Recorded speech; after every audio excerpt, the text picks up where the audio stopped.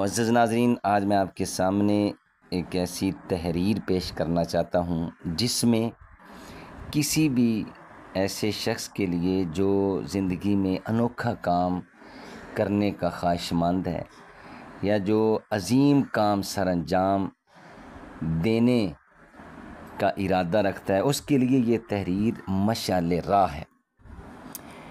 Mister Ram Ratan India کا ایک شخص ہے جس نے ریفریجریٹر اور ایئر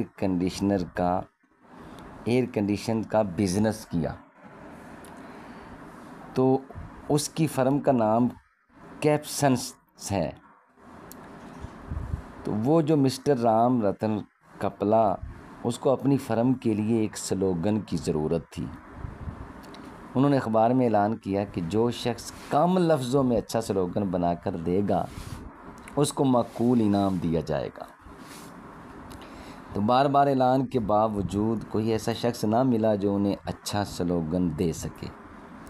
بعض لوگوں نے کچھ فکرے لکھ کر بھیجے مگر مسٹر کپلا کو وہ پسند نہ آئے، اس لیے کہ وہ چاہتے تھے سلوگن کو پینٹریٹنگ ہونا چاہیے، مگر یہ سلوگن پینٹریٹنگ نہ تھے۔ انہوں نے 4 دسمبر 1983 کی ایک ملاقات میں کہا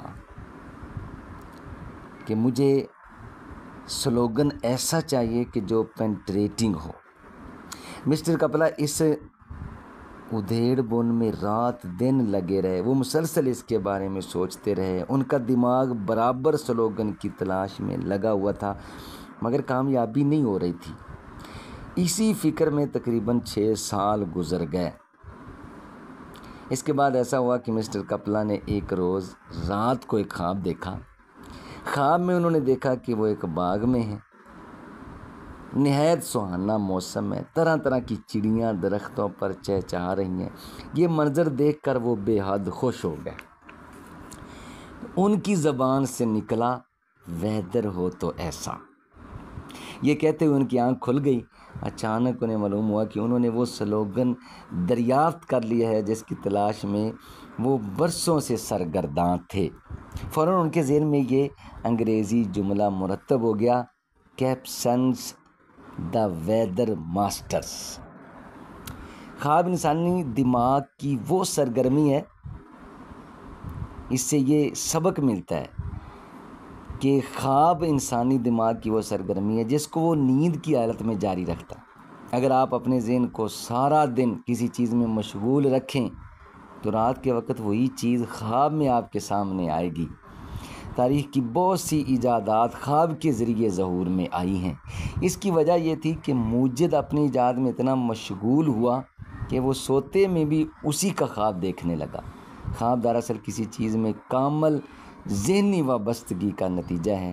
ایسے آدمی کی عمل کی مدت 13 گھنٹے کے بجائے 24 گھنٹے ہو جاتی ہے۔